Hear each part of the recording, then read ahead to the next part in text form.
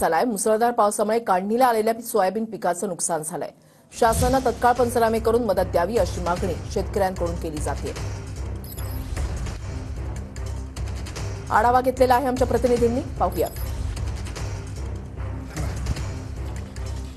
10 दिवसाच्या विसर्जित दमदार पावसामुळे तालुक्यामध्ये दमदार पावसाची हजेरी लागली। त्यामुळे आता आजच्या पावसाचे अनेक शेतकऱ्यांनी आपल्या शेतामधले जे खरीपाचे पीक आहे, जे सोयाबीन काढून ठेवलं होतं शेतामध्ये, पण काल झालेल्या पावसामुळे संपूर्ण आता पीक हे पाण्यामध्ये आता पाणी झालेलं आहे। त्यामुळे पावसाच्या तालुक्यात मी असंच आहे, जे शहरामध्ये आहे आपण बसू या शेतामध्ये पाहिजे माझ्या गुडघ्यात पाणी साचलेलं आहे। आणि हे शेतकरी आहेत ते संपूर्ण सोयाबीन जे आहे त्यात हे सगळे काढले, ते संपूर्ण पाणी गाळायचं झालेलं आहे।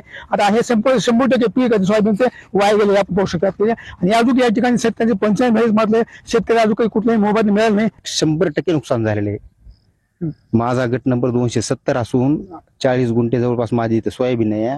जवळपास 25,000 रुपये खर्च झाला।